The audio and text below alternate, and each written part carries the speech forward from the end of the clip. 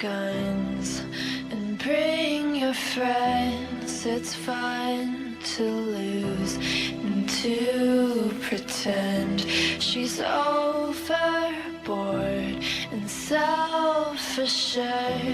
Oh no, I know a dirty word. Hello. Prosecutor said Ethan Nordine was the undisputed leader of the group that day as they tried to prevent the peaceful transfer of power. FBI agents arrested Proud Boys former national chairman Enrique Tarrio at this home in Miami. By 2 this afternoon, he was in federal court. Here we are now, entertainers. I feel stupid and contagious. Here we are now, entertainers. I feel stupid and contagious. Here we are now, entertainers.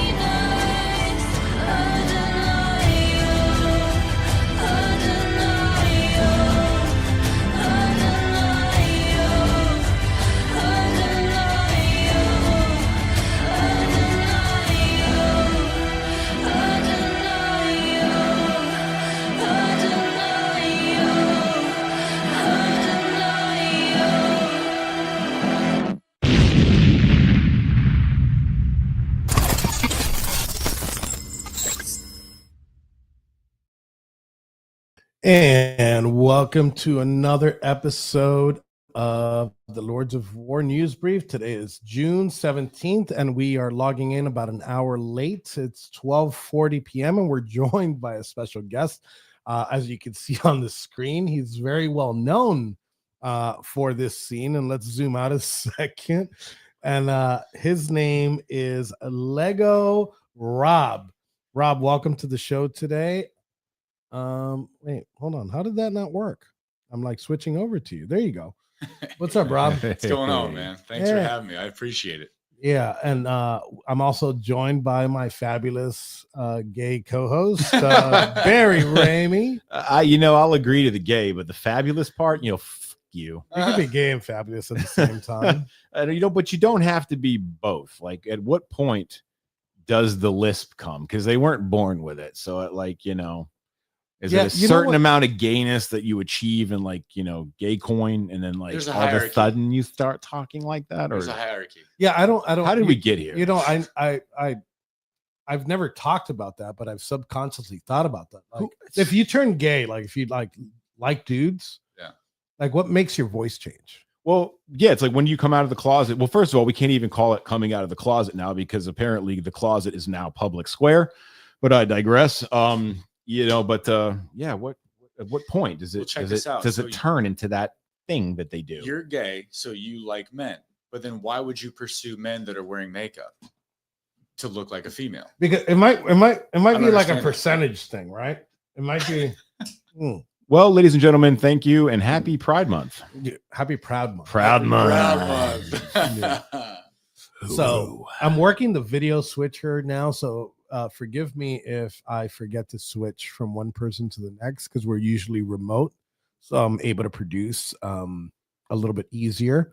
And we will talk about this scene right here with the Capitol towards the last segment of the show, but there's a couple things that we want to cover today, namely obviously what's going on in the news, and people's reaction to it is really what I want to get.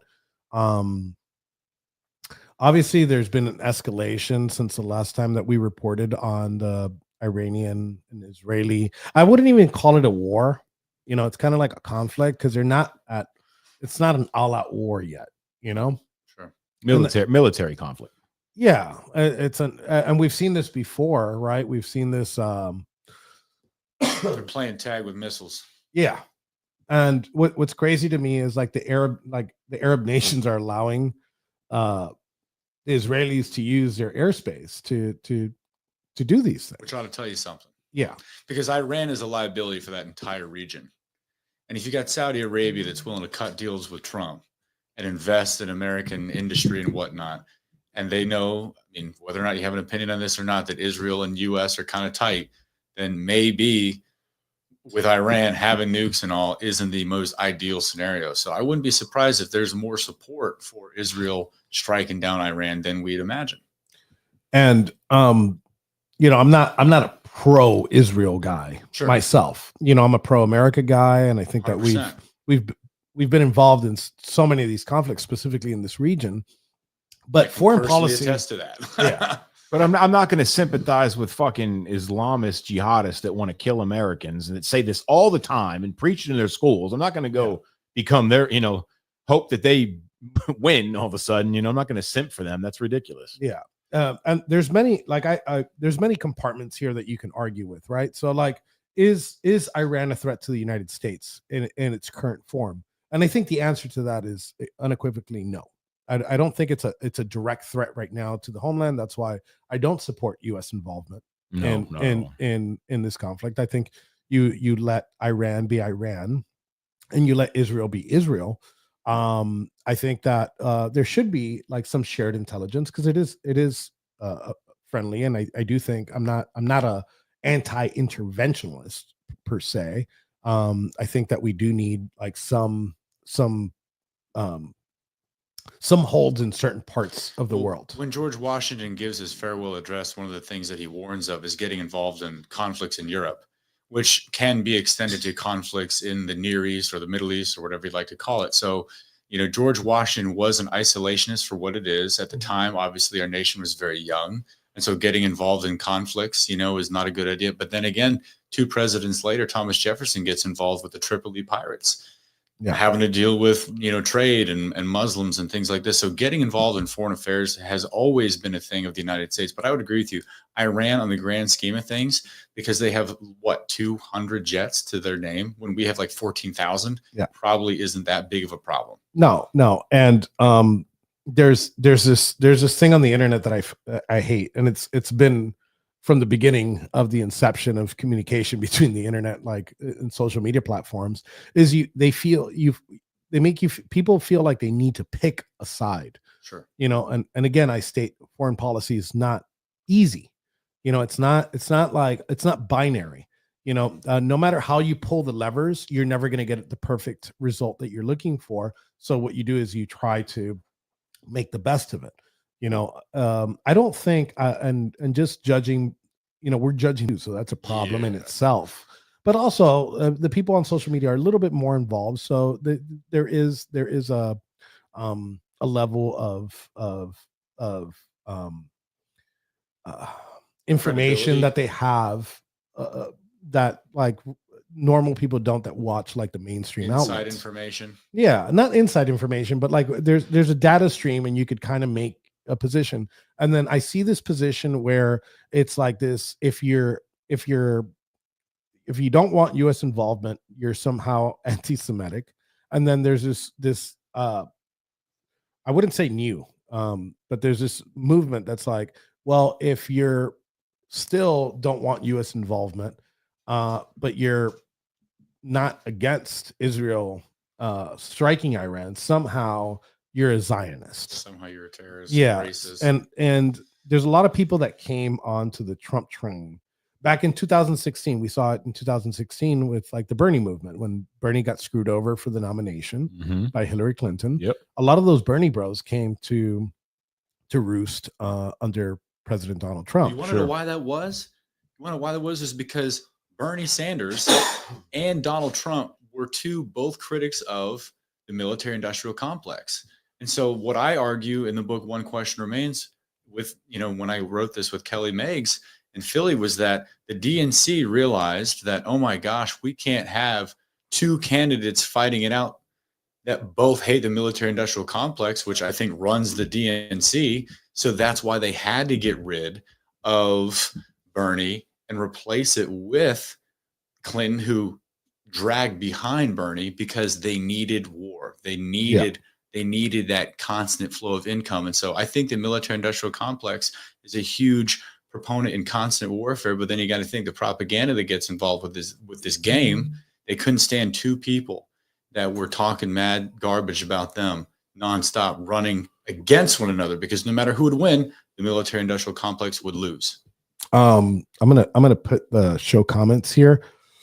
on the right. So if you guys type up, it'll show up. It shows up small, but we'll put the comments up. If you guys got any like input on this, please feel free to comment and please share the stream.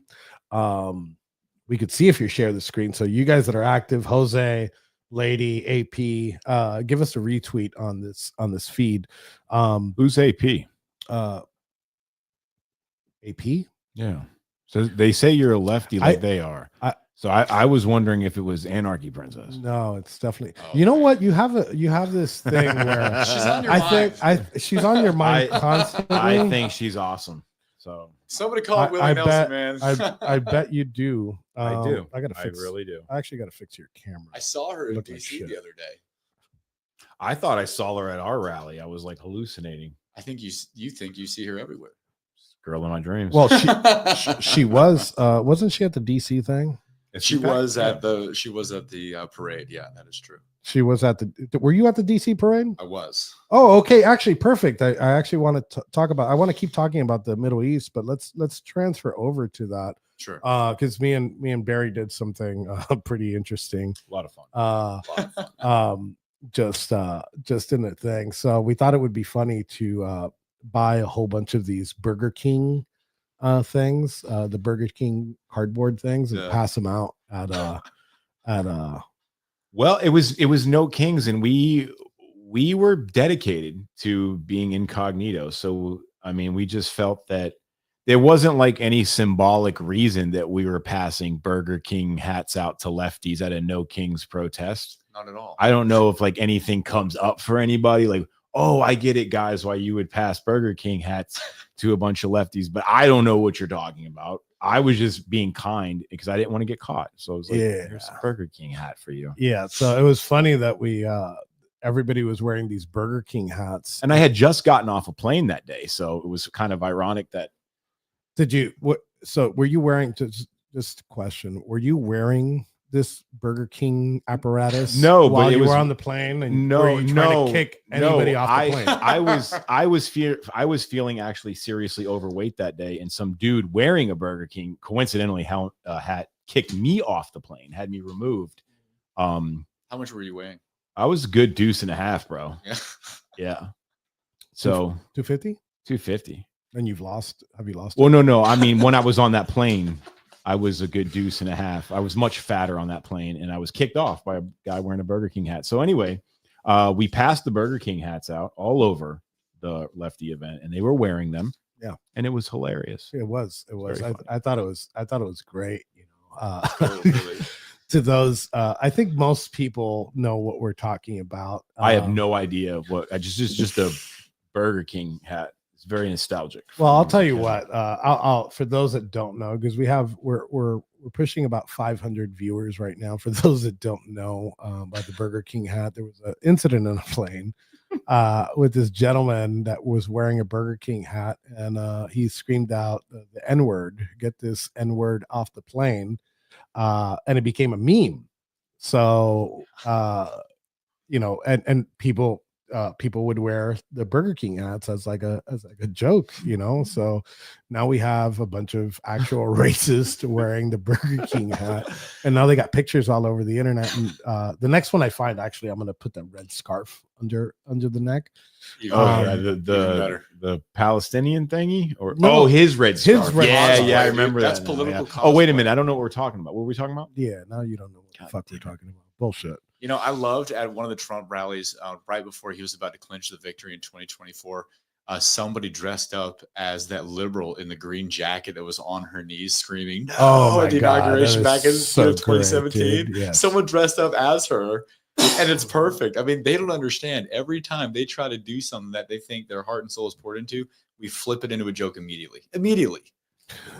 And that's the beauty of it. And I want to ask you about the DC thing. Sure. But that's what the beauty of this like Middle East thing, and like people's position on it.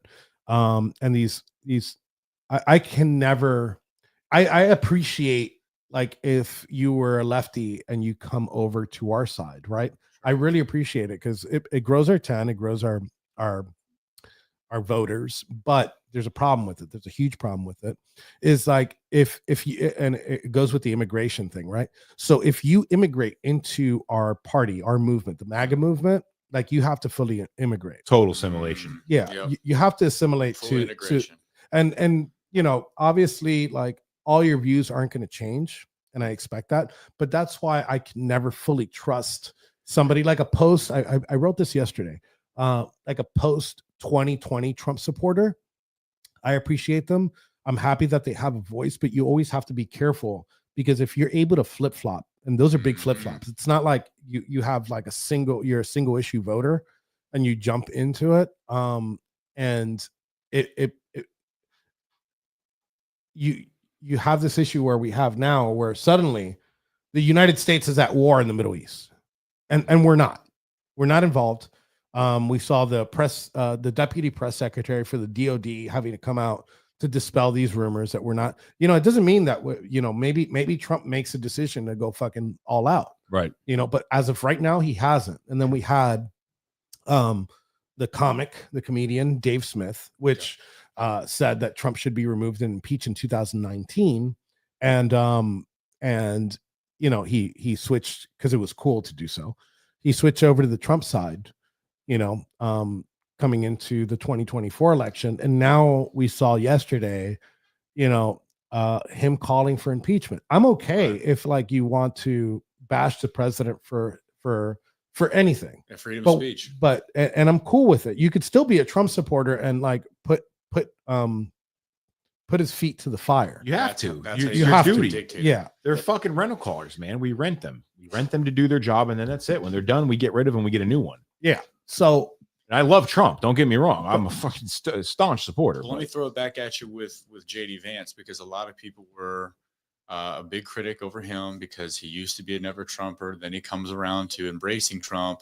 And I know that the timeline's a little bit different from the flip flop that you just referenced, but a lot of people didn't trust JD Vance because of his staunch stance away from Trump, and then all of a sudden embracing him. And then, what do you know? He's the vice president. yeah, like his position, like I think he was the best VP choice coming into the 2024 election because the other ones were kind of like milquetoast. Okay. They weren't very well.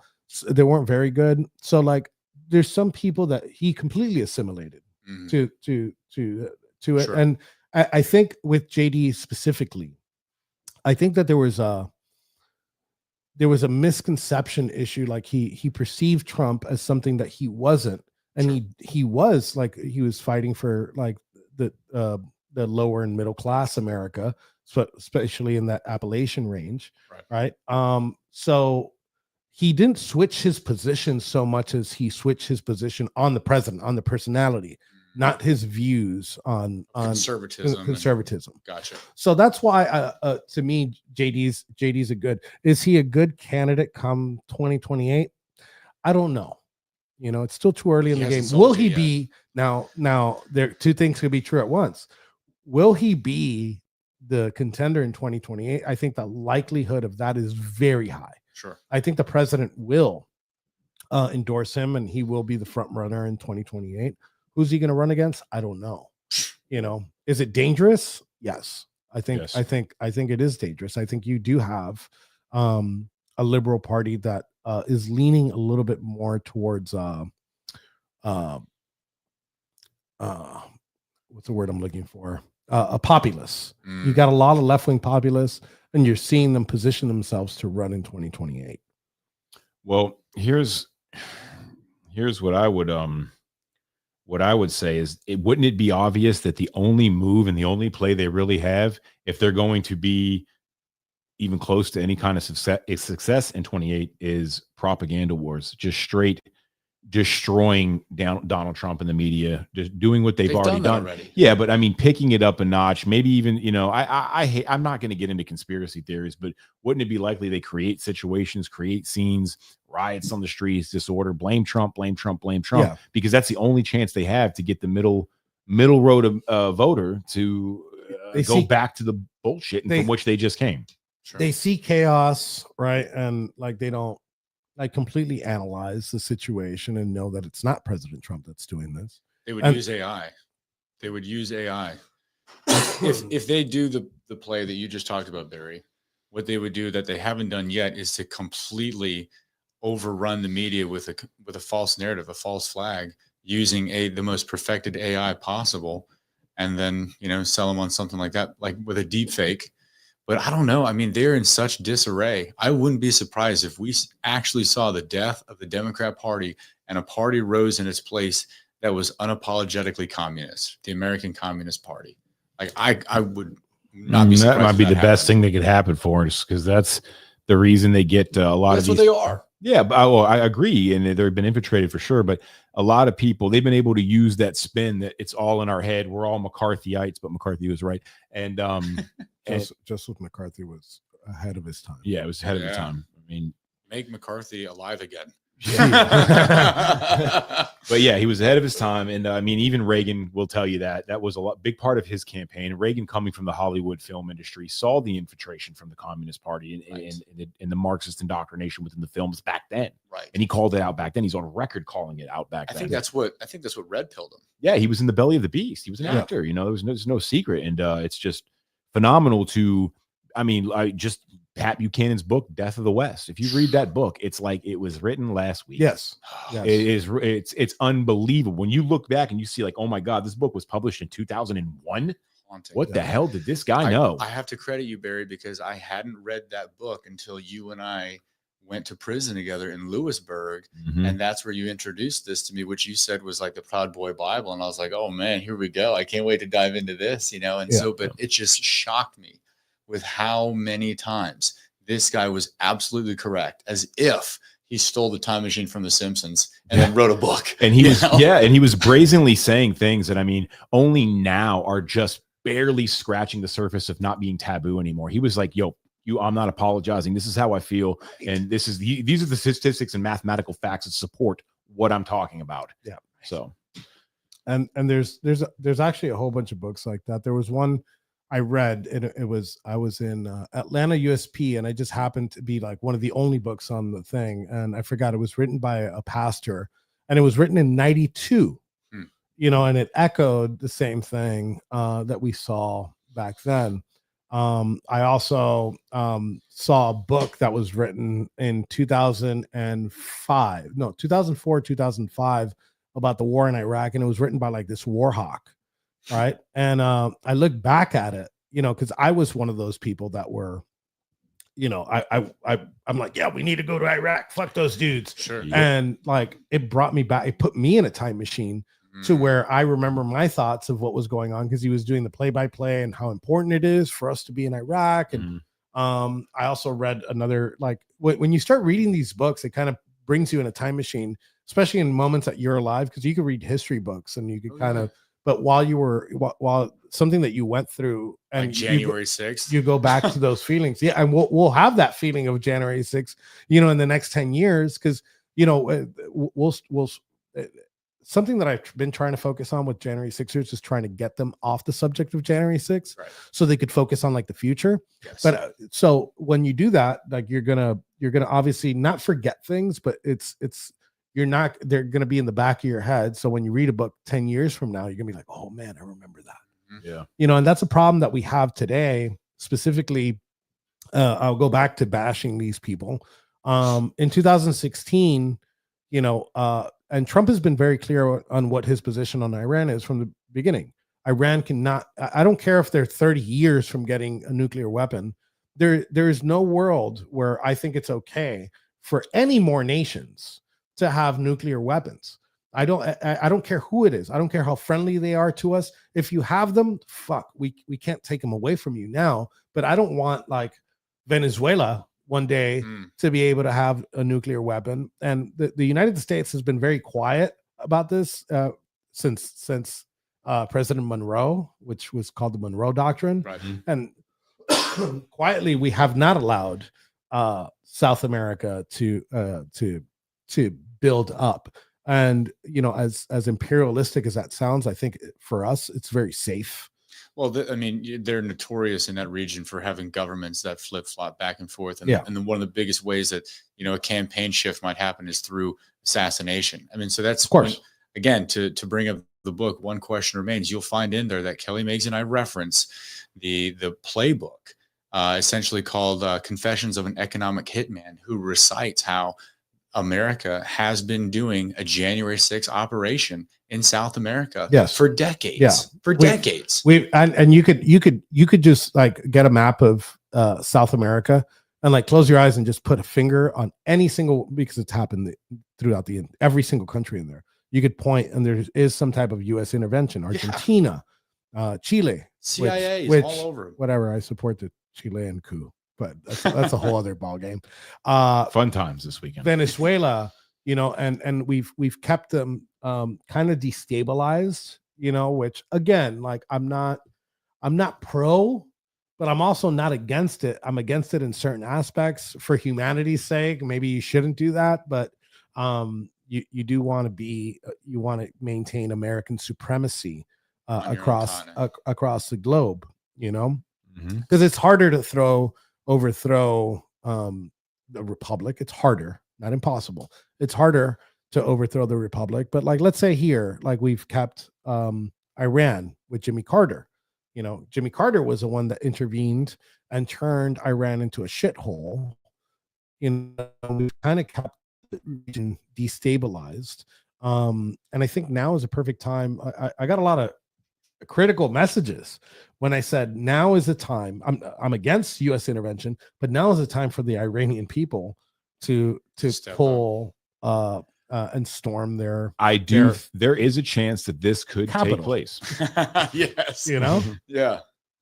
Go ahead. I do think there's a chance that this could happen. They have tried in the past. They have had uprisings, and I think there is a real chance that if they feel empowered, if they see that there's people attacking the military and the government, they just might storm that. Can I ask capital. a question? Can I ask a question then? Just, food for thought, and, let's chew it over amongst the three of us. Could the U.S. government's intervention with trying to keep these countries down be the main reason why they're so notoriously crazy as it is? I mean, so it's a problem that we made that now we have to solve. You know what I mean? It sounds like the Taliban all over again. It is. And it is our fault. That region, for the most part, is, even though most of that region, like Afghanistan, it's like it's the place where empires go to die. We've seen many instances throughout history where you try to fuck with Afghanistan, it never works. No. Well, the other interesting thing to consider too is that it was after World War I that the actual lines for all of these countries were drawn on a map.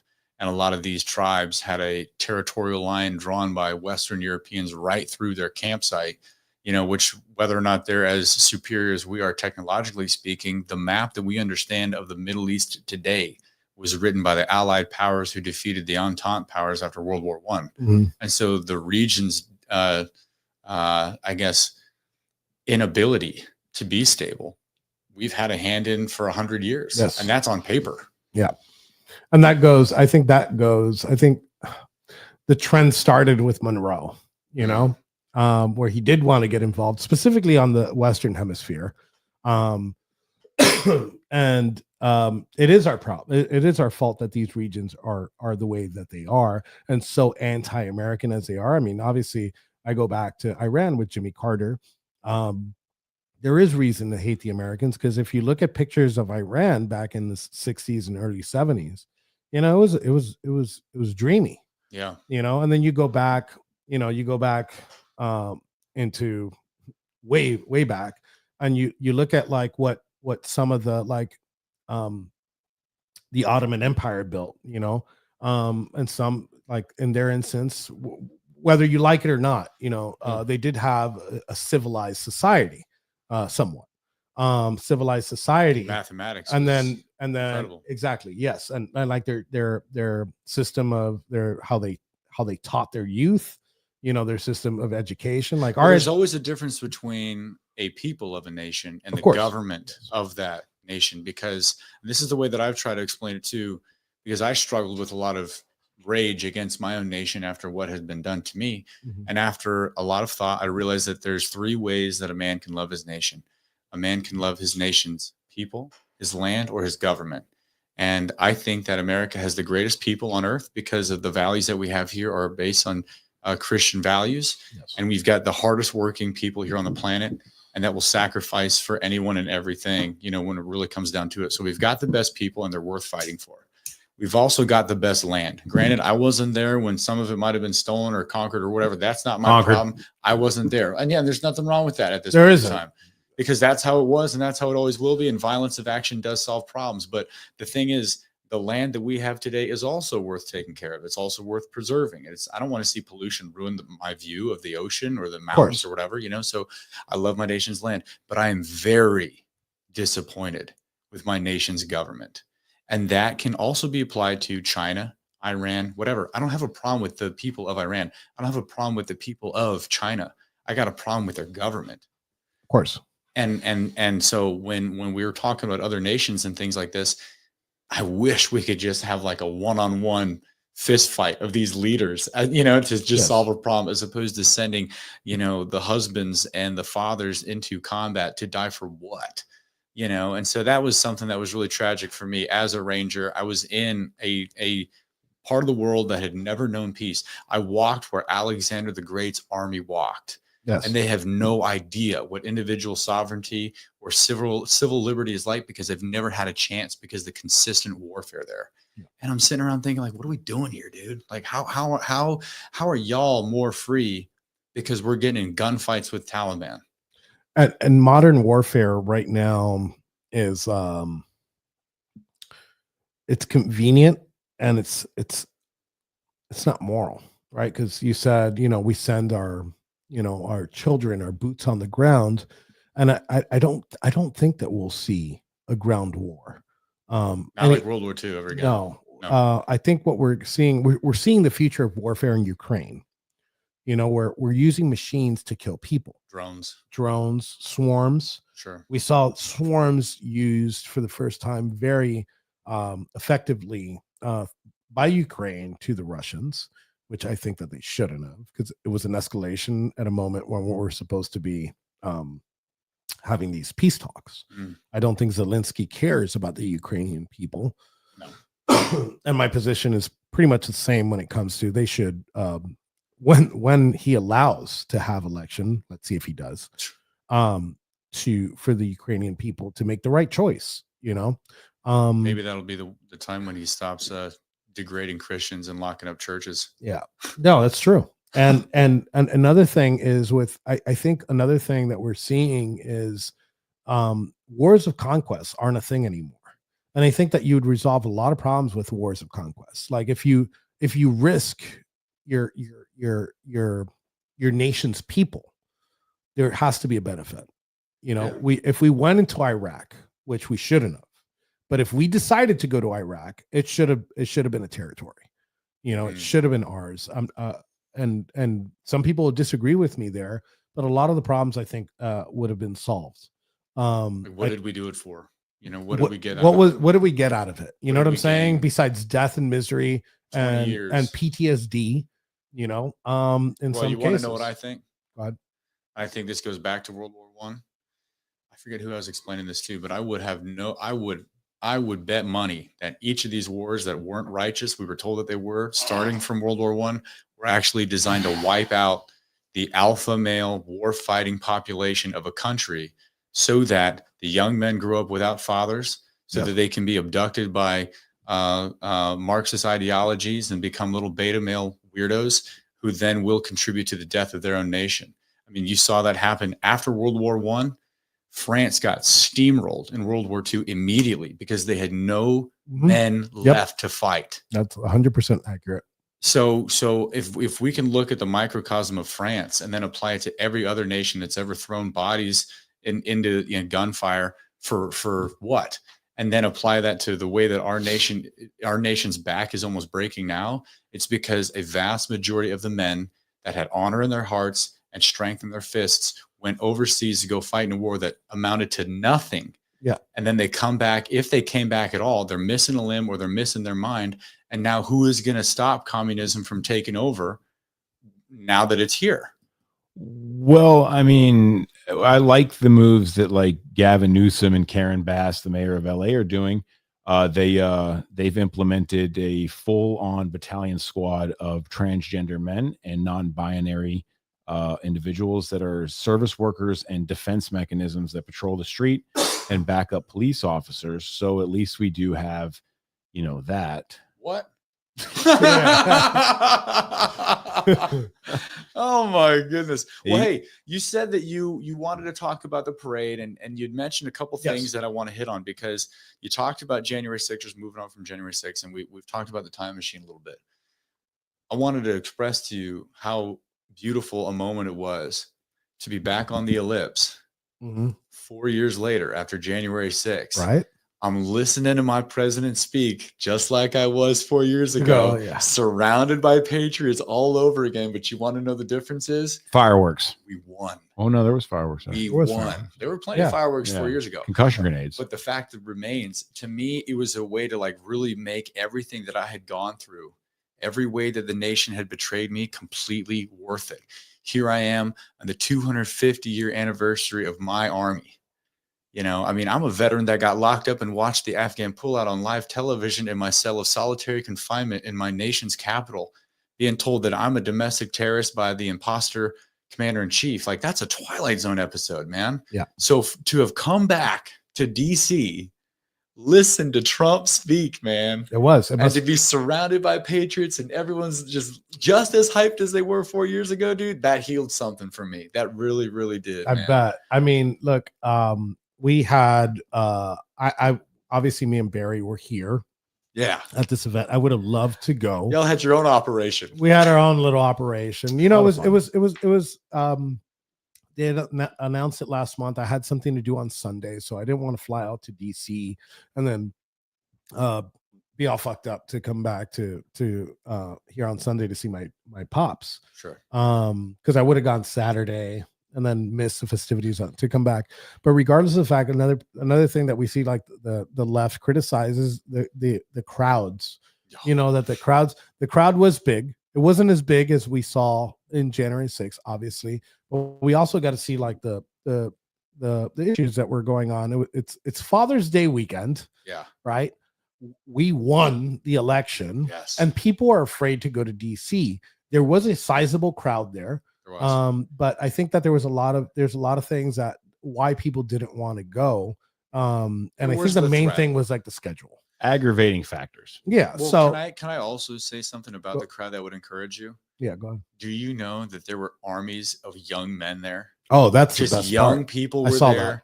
But I mean, it's just like, you're talking teenagers from like early 20s, but just vast amounts of young men and women thinking, wow, it is cool to be an American. It is cool to take pride in your nation. There's nothing wrong with being proud of your country. Of course. And they're waving flags, and, you got people rolling by in tanks and they're giving up the heart symbols as they're flying by, and you got jets and you got helicopters going over and everyone just going nuts. I mean, it was awesome. And these young kids who have needed this now are in love with their country like they always should have been. Yeah. That was beautiful to see. Yeah, it was a beautiful display. I hope next year, Rob and Barry, have you guys been to when Trump was in office? Have you ever been to one of his 4th of July celebrations in DC? No. Okay, look, that was a crowd. That was a crowd. And then the same thing, you had like all the military equipment on the streets. You had the jets fly over, big huge fireworks show at the end of that. I'm hoping that next year we bring that back, because I definitely will go to DC for it. I went to 2 of them. I think I went in 2019 and I went to another one in 2020. We had a shit ton of fun there. We had some break off events. Okay. The War Boys Studios specifically, we had an event on Friday by one of our podcast hosts, Kim Coulter, had like this Dark MAGA karaoke night, which was pretty cool. So hopefully next year they do announce something early that we're going to do. And I'm hoping that all of us can go over there as J6ers, because actually one of the most prideful moments is when all of us were at the Capitol during CPAC. Yes, that was amazing. Like I think that was the biggest concentration of January Sixers that went over there. I don't know if it happened again during 4th of July weekend, but it was like magical that Yes. we walked through Look, there I- as free men As free and men. women. The NSA had to be losing their flipping mind that day. That all these people on their like top, we got a track list, are all hanging out in one general. When has this ever happened in my career? They're panicking, flying around Yes. the Oh room. my God, they're ripping their hair out. I looked at my phone the other day and I looked at it and it was Ethan Nordine, Lego Man, Stuart Rhodes, and Enrique Tario. I'm like, oh yeah, I'm for sure not getting off this watch list anytime soon. There's just no fucking way in recipe hell. for disaster. Yeah. Well, let me ask you this, Enrique. Did that last time you were at DC, with the Capitol and with your boys, did that heal something for you deep down, man? I think so. And the reason why Because think about what you've been through, dude. well, all of us have been through. Yeah, but 22 years. I mean, your face is known all around the world. I mean, come on, dude. I gotta announce something. We're joined by Patty. Patty, give me a thumbs up if you're ready to jump in.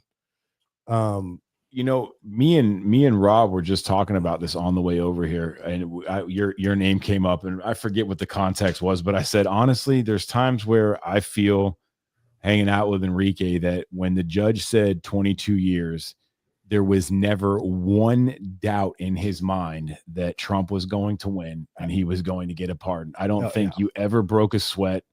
Do you guys or gave remember? a flying fuck? Rob, were you there when I got sentenced, or did they ship you out before that? I think I had left. Patty, I'm going to go to you in a second. I think I had left.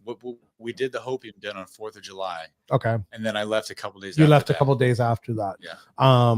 Yeah. So I came in, I got these 22 years and, you could see like through the little window, you could see people in That are the watching unit. you. Yeah. And everybody had like this sad face. Uh-huh. Like they were ready to like hug me when I came in. Yes. And I came in, I was like, fuck yeah, high score, motherfucker. Trying to beat that. High score. So that was a magical moment. Patty, thank you for joining us. I'm guessing that you came in here, you saw us online. What's up, buddy? Oh, I'm okay, man. I was interested in the conversation. I find it interesting. And I was right about to record my show, and I thought, no, I'll hang out with these guys for a little while before I go ahead and put out my bullshit. So Is that a pink Perry? Oh, it is. You like this, man? This is. I don't know why I do, but I kind of do. I wouldn't get one, but I don't know. I have it. Oh, why wouldn't you get one, man? Plus, I don't know. it's got an unusual collar. Like, Yeah. you can see this. This is not a traditional Perry collar. Like, I mean, this is wacky. And you know what? I was on HBO with this because I think it was the Orlando rally in 2019. I was with a bunch of you guys, and Bill Maher actually used a bunch of video and CNN used a bunch of video of us like fucking around with Antifa, and because this shirt is so loud, it was obvious, like you could see it in a whole bunch of scenes. And my wife was like, "Hey, asshole, you were on Bill Maher last night," and I was like, "Oh, really?" Because of the pink Fred. But hey, man, this is a sharp shirt. I like it. Hey, I just want to hop in there and say, hey, my name is Robert Morris. We've never been able to discuss anything, but I was noticing some familiar stuff on the wall behind you there, and I want to thank you for your service, man. Appreciate you. Oh, yeah. Well, thank you. No problem. Yeah, he cleaned toilets for the Navy. Oh, okay. Oh, and by the way, since it is Proud Month, I do want to just say the whole pink Perry thing was a joke. This is the introduction of our all gay Proud Boys chapter. From Boston. Patty is the president, so thank you, Patty. Yeah, there you go. There you go. Yeah, there it is. All right, I'm out. So I guess we'll touch since Patty's in here, we'll go back to touching a little bit on foreign policy, and then we want to talk about something important coming up. Get to business. So we've been 46 minutes in. We're going to push about an hour and 5 to 10 minutes. So Patty, how far into the show did you come in, or were you listening? No, just a couple of minutes ago. So you're gonna have to bring me up to speed here. No, we're talking again because it's obviously the hot topic right now with foreign policy. because obviously here in the War Boys Studios, we're foreign policy experts. We're sitting here in the war room right now, just looking at the map and seeing how the Proud Boys or the spec ops of the Proud Boys are going to go into help Israel against Iran. The United States government is not sending the military; they're sending the newly minted department, United States Department of the Proud Boys. And they're supposed to back up Israel. We're supposed to back up Israel. Oh, Israel's fucked.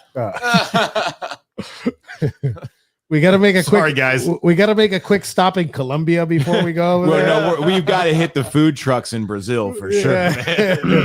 Always get some halal on the way too. There you go. So, Hummus. Colombian marching powder. Yeah.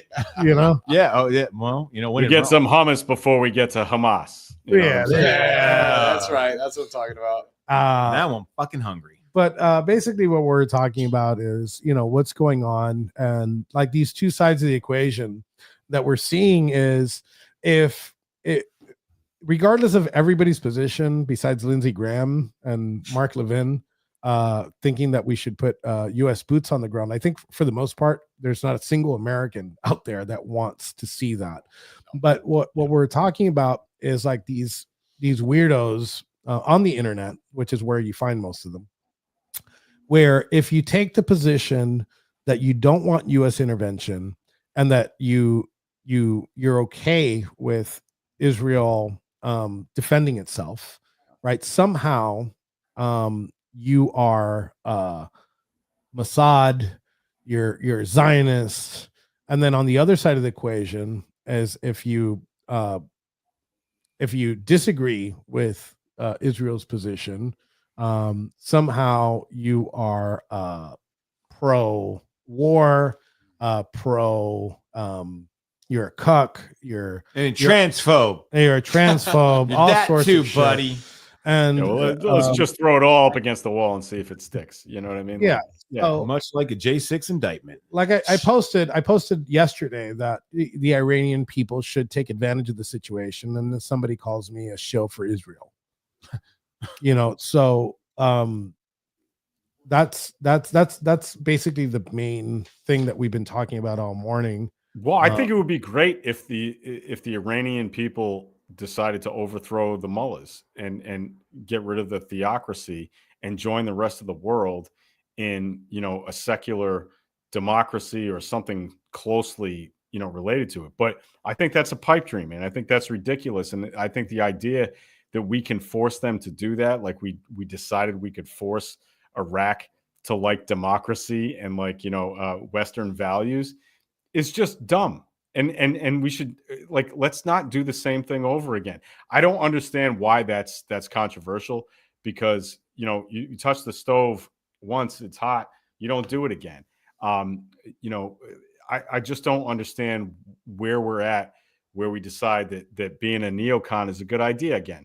But I hear people like Sean Hannity and Mark Levin talking the same way they were talking before the Iraq war. And it's infuriating, man. It's just ridiculous. I will be the first to tell you that I am not a fan of the Mark Levin stance and Lindsey Graham stance. I'm not a neocon, and I know, because I was in Afghanistan personally, to acknowledge that we were not fighting a righteous war. We were lied to as a nation. But I want to push back on you on this point, because if you think about our nation's founding, we never would have made it without the help of the French. Right. If you look at China right now, I guess they're en route to be one of the largest Christian nations on the planet, because their people are embracing Jesus Christ like never before. This is what I'm hearing, but so check this out. So China, I'm not even joking. They banned the Bible. Well, that's why, dude. Well, that's why. That. Yeah, and so I have to say that's not true. Is if the people truly do want to overthrow the government of Iran, if the people really do want to overthrow the CCP of China, is it the America's responsibility, maybe not from boots on the ground, but like we were in East Berlin, flying over supplies and flying over food and flying over fuel, so that the commies could lose their ground in East Berlin, with the Berlin Wall? What responsibility does America have if the people of Iran, if the people of China want nothing to do with their sick government? Do we really sit back, or what do we do? No, I think we can propagate. Hey, man, look, I was a propagandist for the U.S. military, for my entire career, and so I am all about American propaganda overseas. Like let's do it. Let's the Voice of America, American the American Forces Network. Anything we can do to actually influence other countries' foreign policy without getting putting boots on the ground, I'm for. But I just don't know that that's necessarily going to work in Iran or China. That's not to say we shouldn't try. Go ahead, knock yourselves out. I mean, that's cool, but I don't think it's going to work. I think what's really going to work is the economic sanctions and the complete anger that the young Iranians have for the mullahs because they're destroying their economy and holding them hostage to a ridiculous theocratic regime that is disgusting. So we can push it a little bit, but like putting boots on the ground over there will only make it worse. Yeah. Mm-hmm. So let me. I'm trying to get everybody's like bearing on like how far you would want like U.S. involvement in it. So what you're saying, I think, is most people will agree with you on that. So let's push it to the next level. Would you be okay with like the U.S. sharing intelligence with the Israeli government about targets, specific targets in Iran? Would you be okay with that portion of involvement from the United States? No, I don't think we should get any more involved with Mossad than we already are. Okay, so you're against intel sharing. Let them do their job by themselves. Okay. I don't think we need to help them. I believe I'm quoting the late great Winston Churchill. Yeah, that's it. Winston Churchill, when he said that which is falling should be pushed. Yeah, and now to get clarity on your position, Barry, how about that? What are you for intel sharing?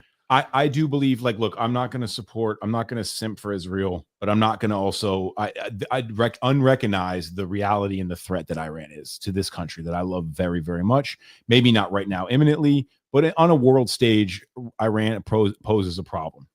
Don't you think Mossad poses a problem a little bit, though? We're talking about Iran, and I want to. We'll go back. Actually, I do want to talk about Israel here. Yeah, and I do. You're not going to hear me. You're not going to hear me disagree with that. But on the level of Iran, I do think that I agree. I think that if there's an opportunity to push to help the people overthrow, and if we get involved on an intelligence level, absolutely. And to say something real quick about the Iranians, it wasn't no longer than the 70s when they were pretty much free. I mean, they were walking around with Louis Vuitton bags and listening to freaking the Bee Gees and shit. Like, they were a very modernized until the Ayatollahs took over. They really locked it down and went all Sharia shit show on them. But just in the 70s, these people still remember modernization. So there's a chance. There is a real chance, and I support it. So I'm also we'll talk about Israel Mossad in a second, but to me, as a Proud Boy, also Iran is personal to me. The issues with Iran. So I think my limit would be intel sharing. Right? I don't want American jets or drones in Iranian airspace. I don't want that. I don't support that. Now, would that be the make or break for me there? I don't know. I'll cross that bridge. We'll talk about that here on the show when I get there. So, but let's talk about the personal issue that I have with Iran. So, a lot of people don't remember this. Pre-election, after Stand Back, Stand By, there was about a month gap, and the Iranian government across the country, what they did is they spoofed the Proud Boys email. Our website is proudboysusa.com. They spoofed the Proud Boys email, and they emailed Democratic voters saying that if they go vote, that the Proud Boys were going to beat their ass. Oh, Iran, right? Yeah, I don't know if anybody remembers that. I do. Wasn't it like Ohio, Tennessee area? It was something unexpected for me because I woke up in the morning to this. I woke up in the morning to a call from the FBI. I woke up and instantly after because they wanted to see if we sent it. They knew the crazy part is they knew that the email was spoofed and they still called me. That's the level of retardation that we have with the FBI. We're getting there. We're getting there. Yeah. And then after that, I called specifically the first reports were coming out of Ocala, Florida. So I called the supervisor of elections. I actually got her on the phone, and I'm like, look, I just want to make sure that you know that like we would never ever send an email, and we would never ever like do anything to voters to dissuade them. But the reason, and that was a multifaceted attack on our election back in 2020, and that was something that involved us, the Proud Boys, specifically. So to me, the Iranian government had already tried to meddle in our elections. There was intel that they started working on plans and wargaming these plans to assassinate the president at some point before the 2024 election. I don't know if that's true yet, because obviously the FBI has not released files on the assassination attempt to the president coming into the 2024 election. So to me, that's why I'm pushing the envelope a little bit with Iran, because they have had, like other countries, and again, we're going to talk about Israel now in a second, but they did try to meddle in our elections. So I think the intel sharing of these people, I would be something. It would be something, and I think it's happening. I think that the DoD has confirmed that there is intel sharing between both nations. Go ahead, Rob. I can guarantee you that there's already boots on the ground, dude. I mean, American boots, 100%. There will never be. We know not in Iran. Listen, there will never be uniformed, and they will never be named. But I can guarantee you that there are American assets right now. Oh yeah, you're talking about clandestine operations, 100%. Yeah. And so, what that intel that you're talking about is coming from people that were born in the U.S. of A. that are 100% walking around. They speak the language. They got the beards. When I was in Second Ranger Battalion, we had a whole platoon dedicated to reconnaissance. Yeah, they were a recce platoon, and they would deploy ahead of us 2 months in advance, and they had the waiver from the command sergeant major to grow their beards out, and they learned Pashto, and they spoke the language, and I would watch them do workouts in the garb of Middle Eastern attire so that they would move naturally with this stuff in location.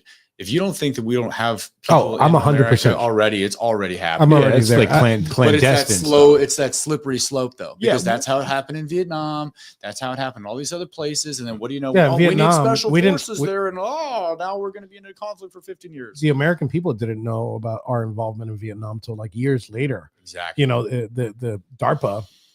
I love this story. You know, because I'm a Cold War like lover. Like it's so romantic, games, dude. Yes. And DARPA, when they were shipping weapons out to Vietnam, you know, they noticed that these little short Asians aren't able to carry. So DARPA created the AR-15 specifically so they could be able to carry rifle. And it was a DARPA project, and it was DARPA project number. If it's not 15, I think it's number 7 in that operation. So this is you got to be stupid to think that hasn't been a thing. Right. And we do have assets all over the place, which pushes us into the next short segment, because we're pushing on that limit here, and I do want to get to our little project here. So Israel, Mossad, and Patty, you said something about Israel, Mossad. I'll let you start on that, and I guess I'll go around the room seeing what our position is on Israel and Mossad. Be careful, everyone. We'd like not to get demonetized. Yeah. Your mic's muted. Again, I think we have a big problem in this country and really around the world with deciding that any criticism of Mossad or the Israeli government is anti-Semitism, and that's just not true. So I'm going to criticize Mossad and the Israeli government, and if you call me an anti-Semite, you can go fuck yourself. I don't care about that. The idea that Mossad is a good actor is like saying the CIA is a good actor. I don't trust either one of them, and I don't think you should either. And I don't think any of the audience here does, because if you do, you're probably not watching this show. The idea that either one of these organizations should exist in the first place is dubious at best. So what I would say is that we need to pay attention to where our information comes from. As somebody who is a former government propagandist, we were talking a few minutes ago about, propaganda. It's a slippery slope. You put information out to prove a point that you may believe is true, but you start taking shortcuts because it behooves you, because it's easy for you, because it makes your point, even if those shortcuts involve information that actually isn't true. And that's not where we ought to be. And I think that's where the CIA and Mossad has always been. And we should be skeptical of everything we hear from those organizations, period.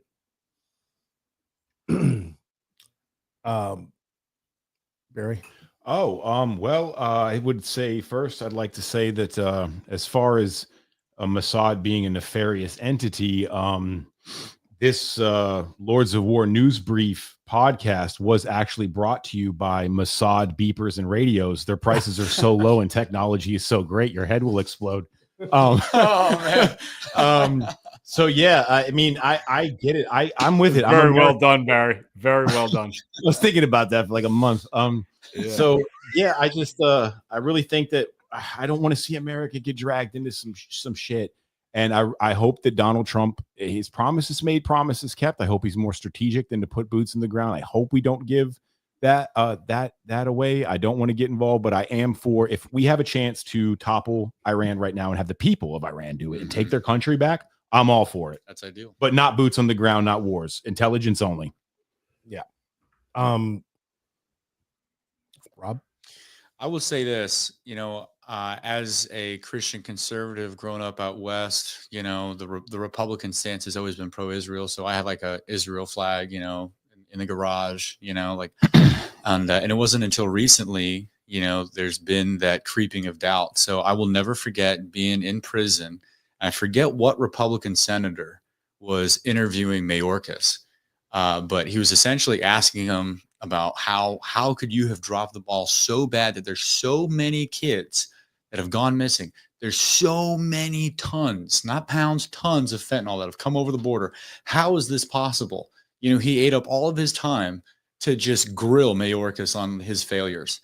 And Mayorkas gets his time, and all he does is say, I will have you know for the record that I'm a descendant of someone who is at Auschwitz, someone who had to survive the concentration camps. And I will have the speaker know that this senator had a very anti-Semitic tone, and I find that as a Jew very offensive, and I rest my case.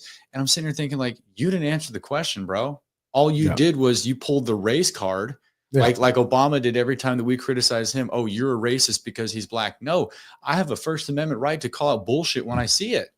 And so for Mayorkas to say that's anti-Semite of you to critique the fact that I'm slaughtering kids and getting everybody fucked up on the border with and drugs. say you were born in Kenya. Yeah. I mean, so then what? So that, to me, that was the first time that I ever started to doubt my preconceived notions about we're just Israel's best friend. Now I'm starting to wonder, whoa, maybe we should chill out with our blind love affair with this nation. Yeah.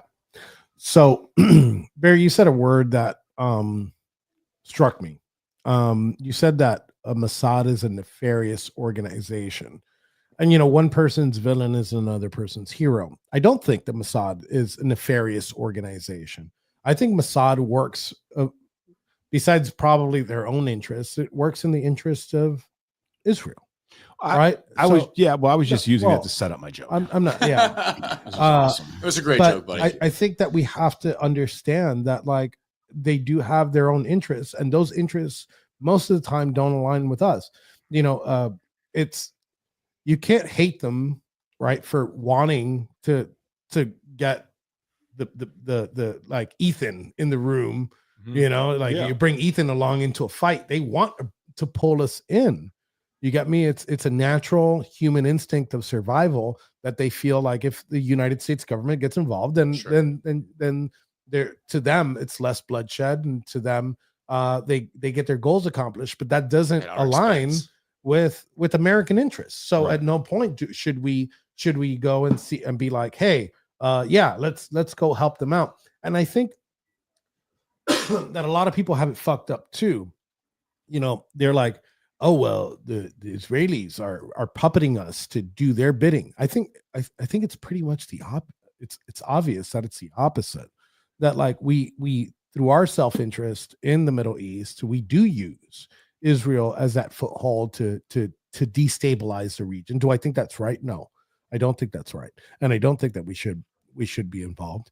But regardless of the fact, I think that like we when you say America first, you have to be America first. Yes. You know, it's not just like a rally cry, like, but you do have to understand that these things aren't binary, and that like other countries, even if they're our friends, there is a self-interest, there is a want to get Big Brother involved, to bring your big brother, fucking muscular brother in to help you fight wars. And we have to be smart about not falling into that trap. Also, there is a religious layer to this that I think we haven't gotten to, as far as the evangelical American right, the Republican American right, and the Israelis. I'm gonna do a whole show on this because it's been going on for a very long time, and as somebody who studied, right-wing politics for a long time, I think I've got a certain perspective on it. But there is a sort of Israel and Putin fetish going on with the evangelical right in America, especially the Southern evangelical right, that we haven't talked about, and I'm going to do an entire show on.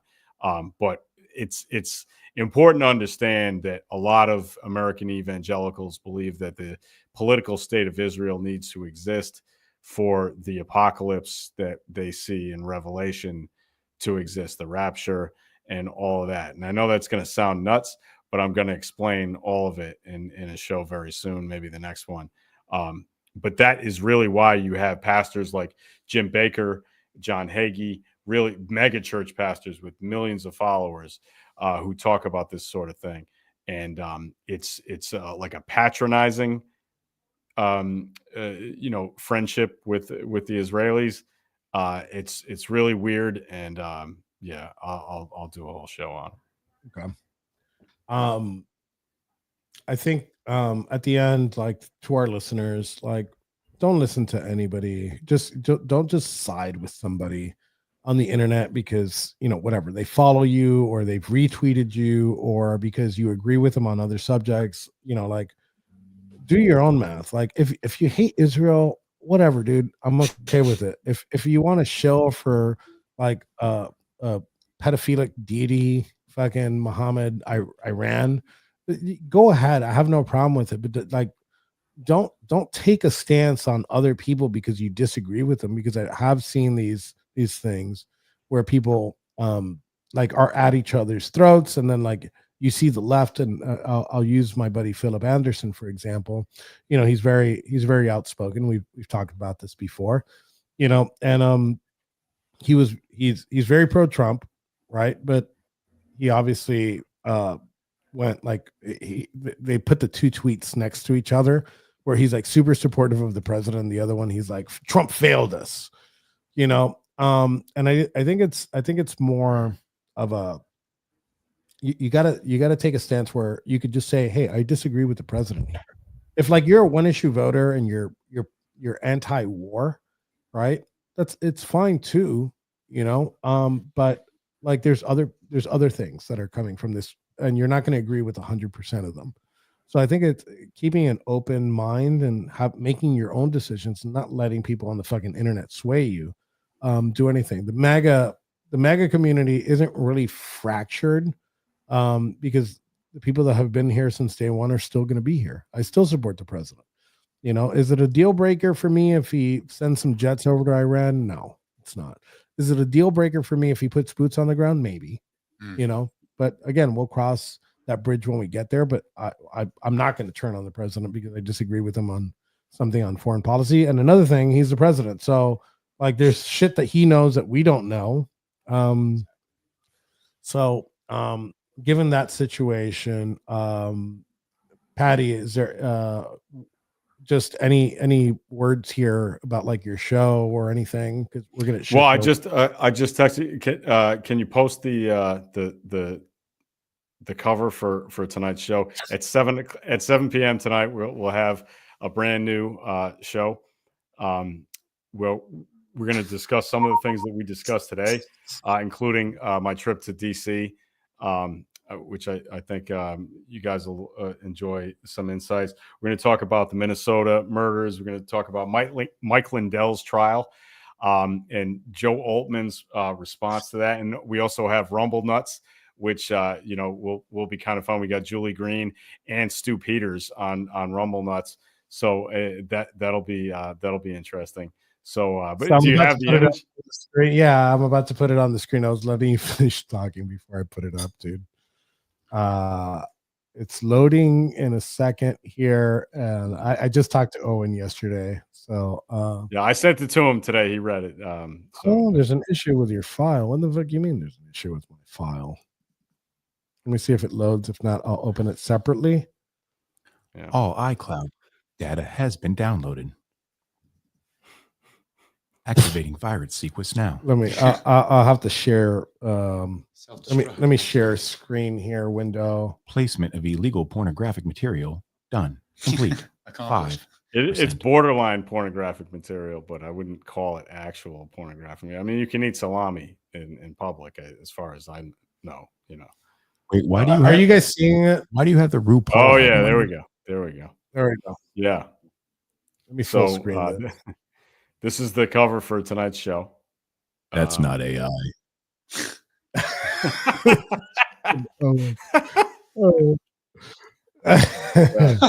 So I don't think Owen will appreciate it, man. Damn, Owen. No, I sent it to him. He didn't complain about it. So I mean, no, he definitely doesn't complain about it. But you know what I find funny about like some of this shit? Like both countries right now that are practically at the verge of a war. They don't. Either one of them don't eat bacon. Boring. That's an interesting observation. Right? No one's over there eating bacon. Nobody. There's a scene.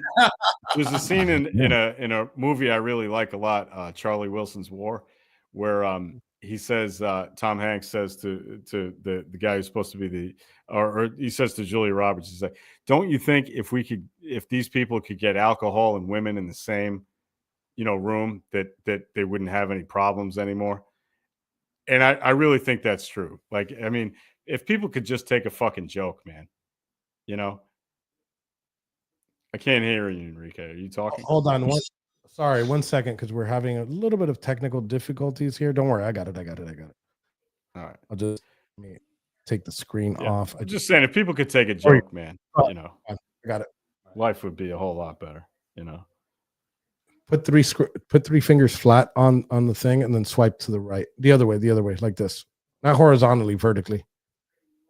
No. The other way, dude. Like this. Like that.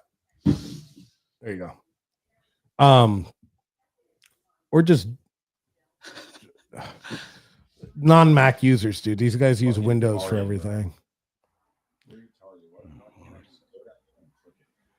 Here, give me the laptop really quick. What you guys need to do is check out the Fred Perry catalog and get yourself some different colored shirts. That's what you. Oh, we're good. There you go. I would like the same fucking colored shirt. What do you? I mean, come on. What are you, some kind of proud boy? Do you own a black? I mean, you can be proud. You can be proud with like a red and black shirt, or a green and white. No, hell no. I wouldn't be proud with. That's anarcho-communism, dog. Yeah. And that's fucked up because my favorite colors are red and black.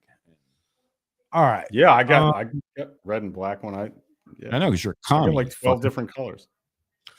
So I'm gonna before we move on to the next segment, I do want to tell you guys about this app that we started about a week ago. It's called iceraid.us, and it is an app that pays you for reporting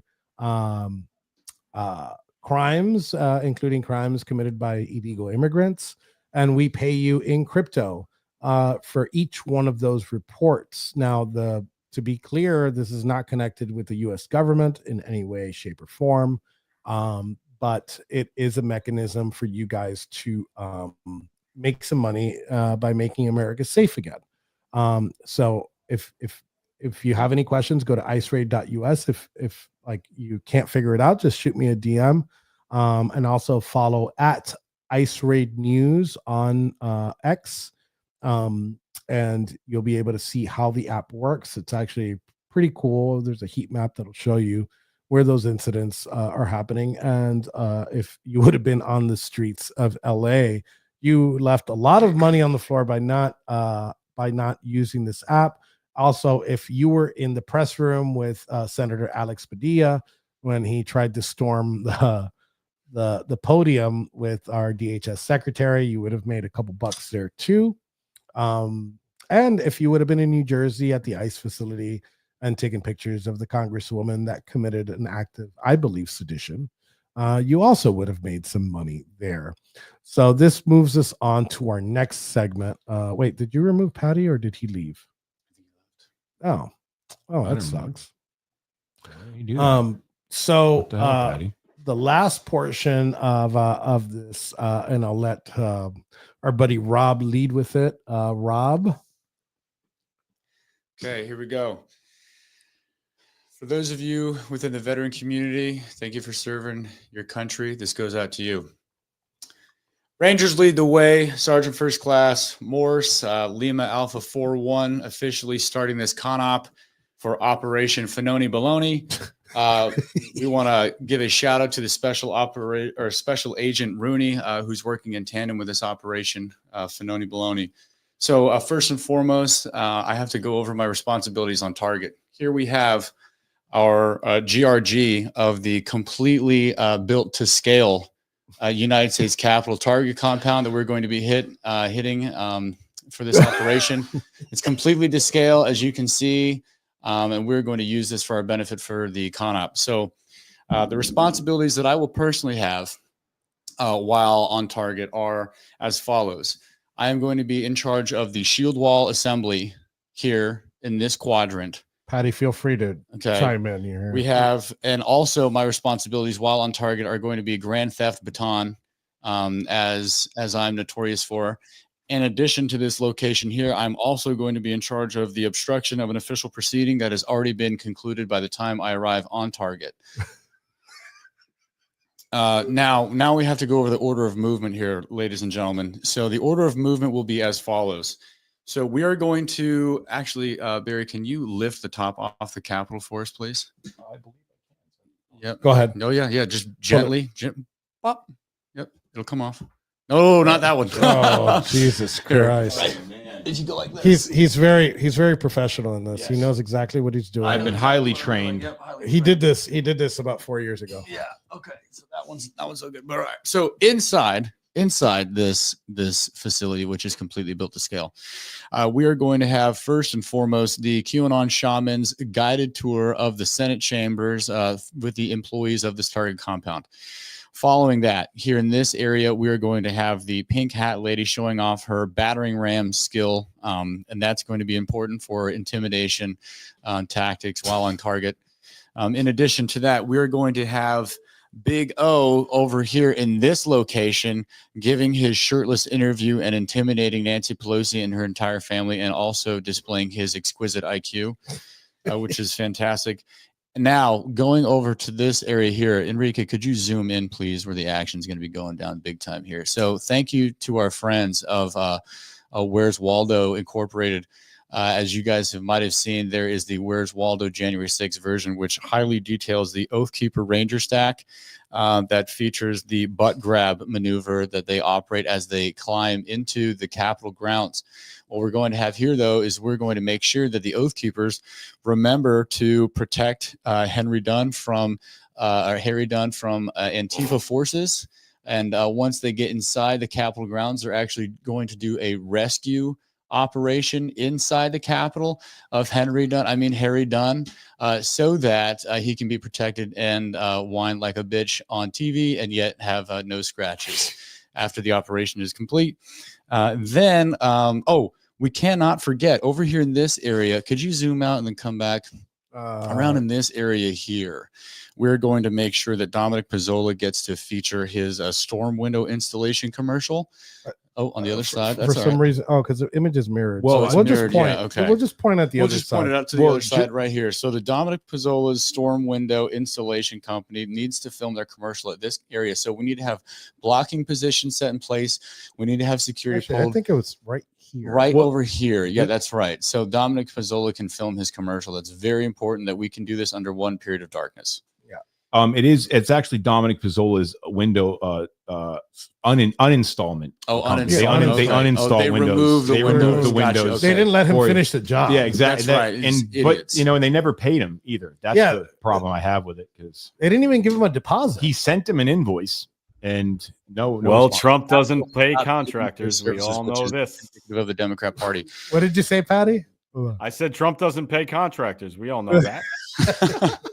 Now, last but not least, gentlemen, we have to move to the section where we do the mission complete when objectives are met. So first and foremost, we're going to make sure that the lectern is stolen before we leave the building. Okay, this operation is not complete without that lectern. In addition to that, we need to make sure that at least 1,000 old grandmas walk within the velvet rope of the Capitol, okay, before this commission is completed. In addition to that, we need to make sure that the Oath Keepers, without harming anybody, pray on one knee inside the rotunda, as you can see here. And then last but not least, we need to make one private, who's probably the new guy, take a shit on Nancy Pelosi's desk. And then that'll be index, folks. So thank you. Is that the only Dookie though? Because let's be thorough here. Is that the only Dookie? Wait a second. So let's talk about the Dookie incident. It never happened. It's more left-wing propaganda. I keep getting shit about the Dookie on you get shit about Dookie? Yeah. So I get shit about the Dookie. So like we could never pinpoint the Dookie like who shitted. Let me stop saying Dookie. It never happened. Yeah, I don't think it's difficult to know. It's hard to say. Like that person would be front and center of the January 6th committee. You know how they put like the seditionists on there? There would be a photo. There would be a photo of the shit. Yeah. And there would be like, hey, this is the guy who did it. The FBI would have like 100 buttholes. I mentioned it because it's funny, not because I give most wanted shit about and they'd be looking for the butthole that produced. Can't they swab it to identify him? Can't they swab it? I think they can. Like it's a reverse pap smear, right? Yeah. Like basically, like but you would have to have somebody's on the DNA in the first place in order to match it with the Dookie. So that's true.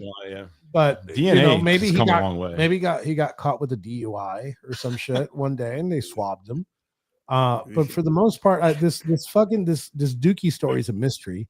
QAnon has not solved it, right? Because now QAnon thinks that anybody that's a J6, not QAnon. Well, I would put this Dookie this Dookie mystery on Dan Bongino and on Kash Patel. I think they should be on this Dookie situation. They might be. They solve that before the Epstein list gets. They might be too busy figuring out who left a dime bag in the White House of Hunter Biden's cocaine on the floor. Yeah, they're getting to the real stuff. I'm sure we'll get to the important stuff, like who actually started J6 and like the federal agents involved.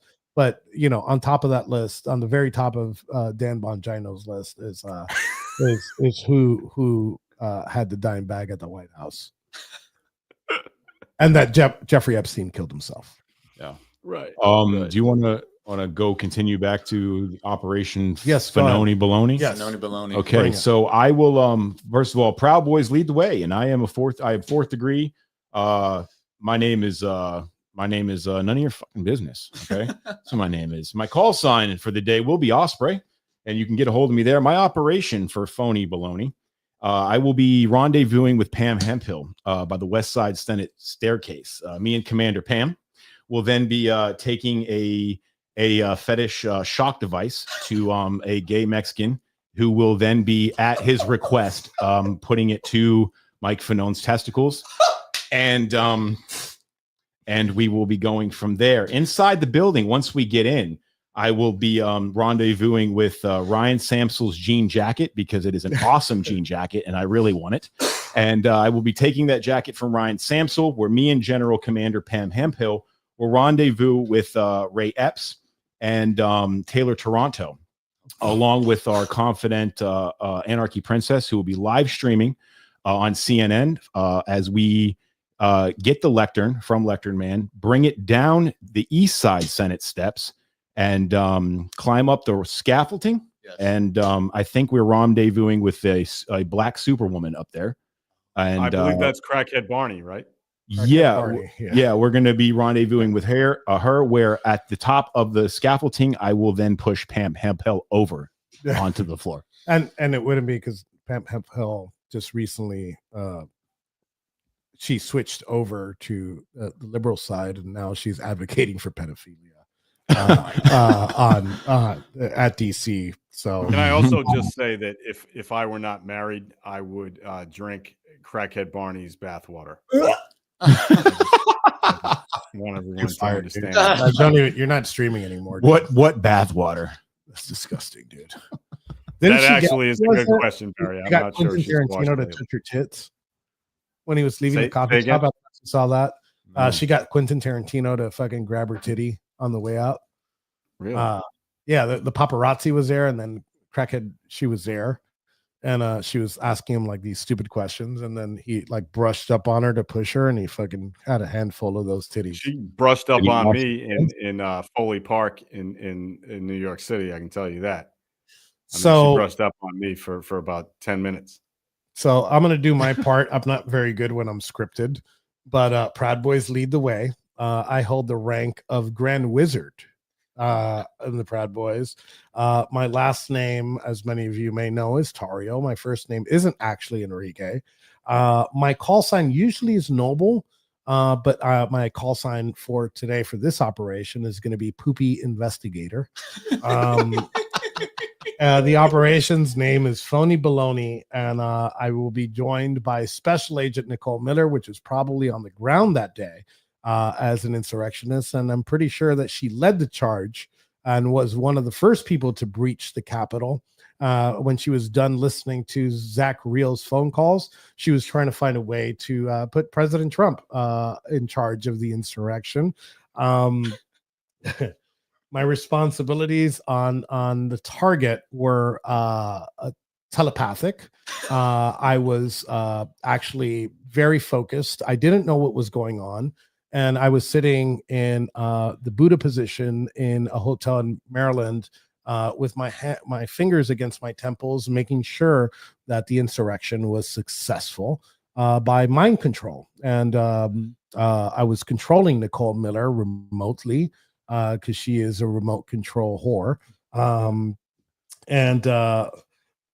Task, what's this part? Tasks accomplished. Oh yeah, so tasks accomplished essentially is what needs to happen while the mission is ongoing in order for us to call index. In order for the mission to be complete, what must be done before we call index? Oh, okay. So in order for the mission to be complete, we would have to get the main mission was to get the 1,000 grandmas into the Capitol Rotunda to take selfies, and make sure that they served their prison time for sedition, which they did successfully. So that was a mission accomplished. And my order of movement. See, a lot of these were difficult for me because all I did was just sit there and like jump from person to person and made sure that they committed different acts of sedition. Like Professor Xavier. Yeah. Well, essentially, they were your tools. I remote controlled. Exactly. They were my tools. I remote controlled Ethan Nordine, and I instructed him to tap on a barrier, which is considered an act of terrorism. So I made Ethan commit an act of terrorism remotely because I was remote controlling him too. I also remote controlled Joe Biggs to masturbate in the Senate chamber's bathroom. And you never had to do. If you would have just asked him politely, you would have done. Yeah, not that that's actually necessary because I think Joe is going to beat his dick regardless of. Okay. Yeah, no, because I was already controlling. The ghost poop. No, what's his name? Ghost No, Bill. Cressman? No, not Bill. Bilbo Baggins. The Bilbo Baggins with Nancy Pelosi's feet on his desk. I was Big Big O. I was controlling Big O. So this is multifaceted. We wanted to control all parts and defecate and masturbate in all parts of the Capitol. While AOC was in the other side of the building screaming about something about street. Something about what is bukkake? She was saying something about, I don't know. I've never heard. Is it food? It sounds like do you get it sushi? Yeah. I was trying to mind control her, but since she's reptilian, I had but I was trying to get her in an Uber to come to Maryland. With who? You and Nancy's daughter? To race mix a Cuban and a Puerto Rican baby. Yeah. Can we take a serious moment to give a shout out to the Bureau who helped us with the blueprints of this operation? Yeah, sure. Go ahead. Yeah. We here at the War Boy Studio do want to take a moment of seriousness and say thank you to the Federal Bureau of Investigation. Personally, my case agent, Special Agent Nugare. Yours was wait, excuse me, Rooney. Nugare, especially. So what they How did? do you spell that? I don't know. I'm not going to try. I'm a community college dropout. So I do want to say thank you though. They did a big service. They are on our team. They have smuggled out the Lego set from evidence that we're going to use for Operation Phony Baloney. They have joined our team, and I just want to let you guys know that Kyle Seraphin will be putting your check in the mail when he feels like it. So whenever that is, he'll pay you from. I think actually Kyle Seraphin. Let me switch over to my camera. I think Kyle Seraphin is actually waiting for Pam Bondi to release the Epstein files that's been on her desk for the past 4 months. Yeah. And we're waiting for Cash and Bongino to finish pulling the information from Special Agent Steve Jensen, which was one of the heads of the Capitol Siege Division for the FBI, which they secretly posted at the head of the Washington field office. So we're hoping to get all the information in their 4D chess move. And Rob? Yeah. Do you think I need to introduce why we're even having this joke in the first place at all? Do you think this is not a joke? Do you think all 900 people that are watching right now know exactly why this thing is in the studio, or should I have to retell the story? I think right now is a perfect time to retell why we did this ridiculous segment in our show. Let's do this. Go ahead, Rob. Okay, so here I am on June 11th, 2021.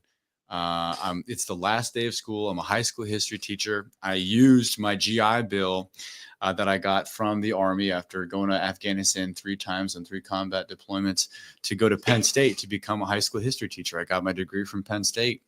And the FBI will actually admit in their discovery that I get a year and a half into my incarceration that they waited until the last day of school to arrest me because they knew it was going to hurt me more.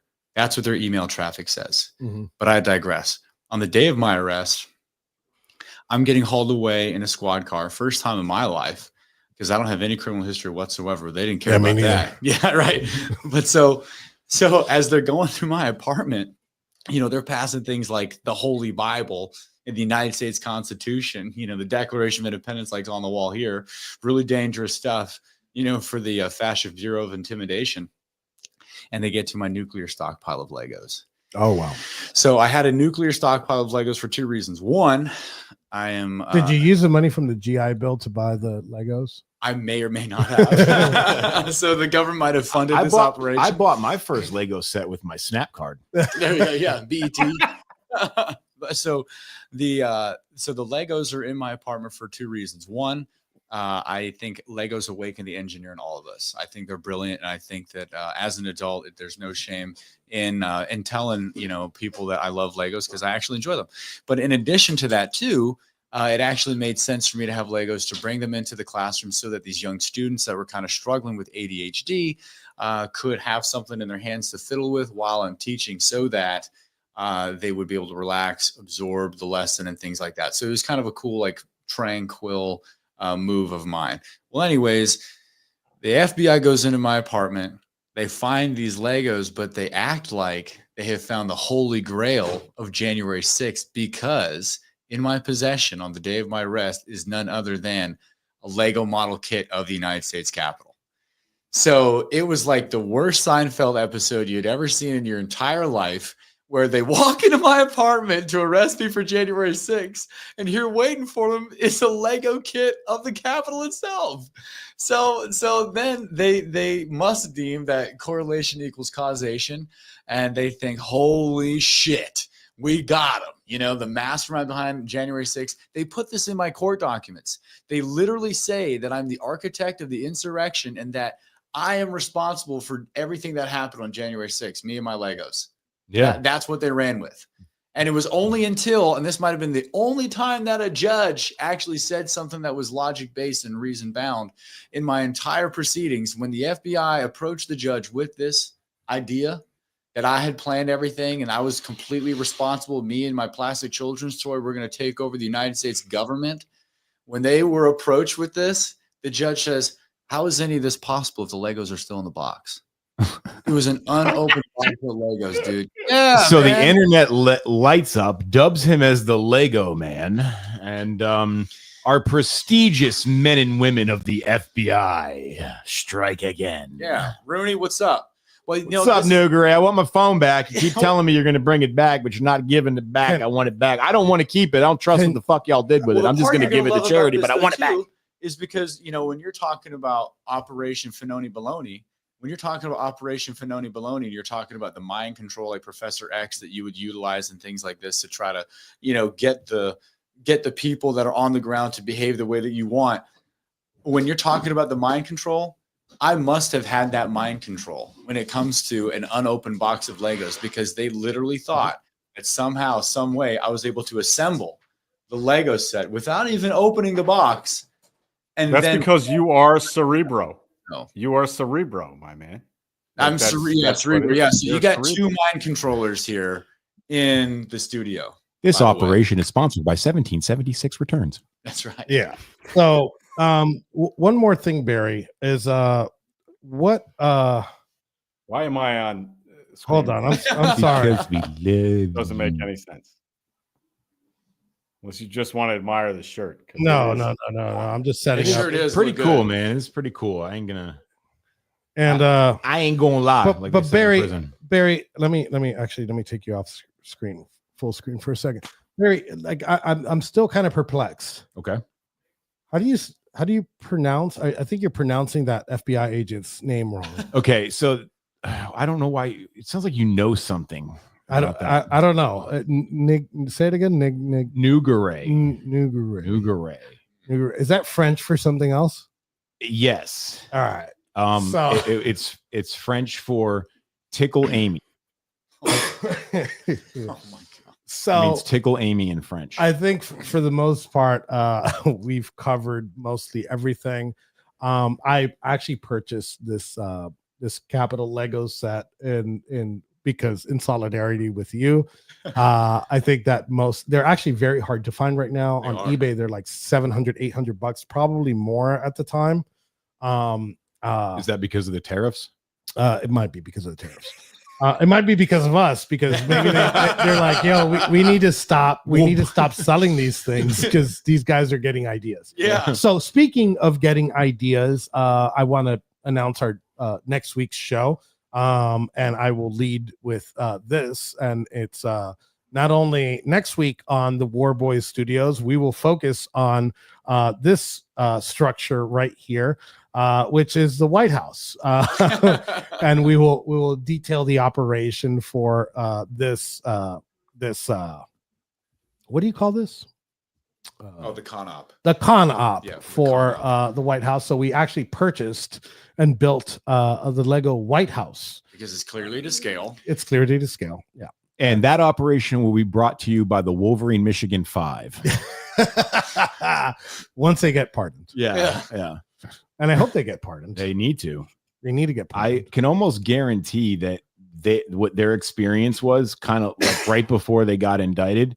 They were probably sitting in a dark room joking around and on microphones with cameras in the room and, just playing. And then all of a sudden, like the FBI took all their words and then made a Lego story out of it and indicted them. I mean, basically. So by the time we walk to our cars when we leave, I'm pretty sure we're all going to be back in prison. I think right now what we did is we gave them like the setup for like the next thing. Yeah. Like we're not going to be doing shit like the new Democratic president, whenever the fuck that happens, is going to come in and they're going to be like, okay, we need to use all of this against him. Yeah. And that's one of the reasons, on a serious note, that's one of the reasons why I didn't take the stand, because the judge was going to allow them to ask about everything, even if it's not related to January 6th at all, which is usually in a court of law, they have to focus on that. Yep. They were going to bring up tweets from like 2014. Yep. That had nothing to do. And somehow I planned the whole thing before the event was even announced. So somehow Professor X over here not only has telekinesis, I could look into the future. I wonder how Elon would feel if you actually took the Professor X name. Seems like he should have it, but I don't think anyone's really claimed it. So yeah, I think so.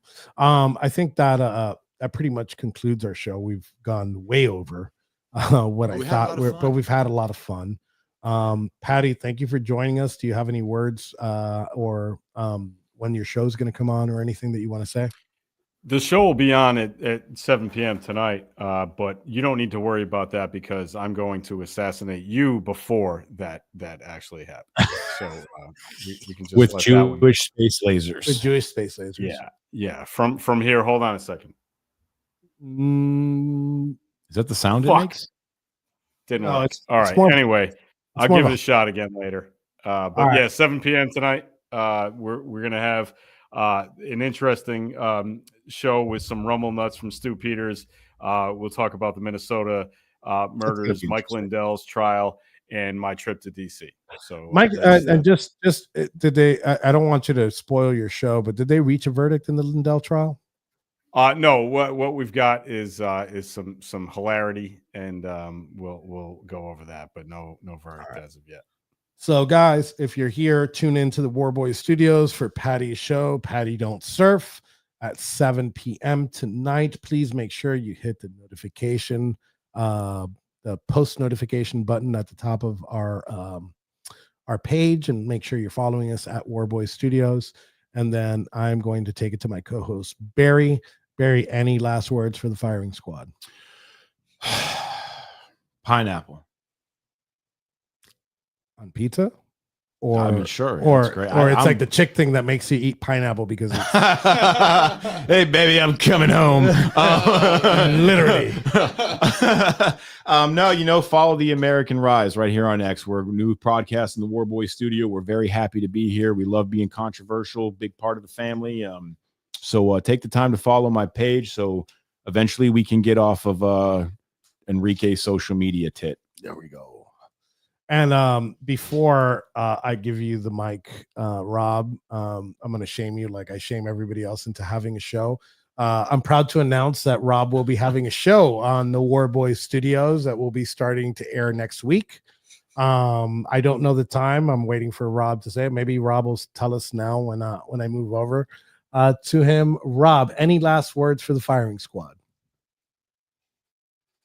I will say that our founding fathers were right and Christ is king.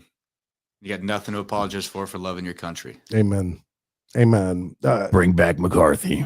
Bring back Joseph McCarthy was right about everything. I think I got to get like a MAGA hat that says that. Mm-hmm. Yeah. The red hat instead of Trump was right about everything. Make McCarthyism great again. Yeah.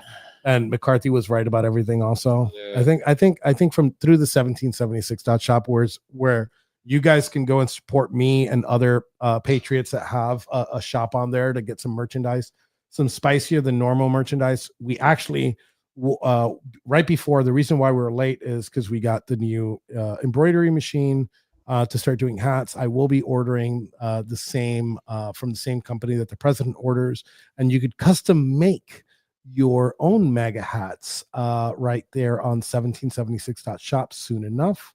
I will tell you guys, I thank you guys for making, these streams, and it's a community podcast network. It's not really like we're not very organized, and we're not, but for the most part, everybody on here, Barry has a good show. Patty has a great show. And then Bobby will be airing his show on Wednesday. Hopefully, he's been late for the past 2 weeks. And then you could catch us here on News Brief about 4 to 5 times a week, around 11ish, 12ish is when we launch. So I appreciate you guys for coming on. And from my family to your family, thank you guys for tuning in. We'll be closing out the show as soon as I find where my mouse is. Just 1 second, Enrique. If anybody wants T-shirts for Patty Don't Surf, I've got a couple left. All you have to do is DM me on X at Patty Don't Surf and tell me what size you want. We have large and medium, and I can send them to you for free. We're not charging for these shirts, but there are only a few left. So go ahead and do that if you want. All right, perfect. Patty, put that link up or that message up, and I'll retweet it from the Warboy Studio account. And thank you guys for tuning in for another episode of News Brief. You'll catch us here tomorrow at around 11:45.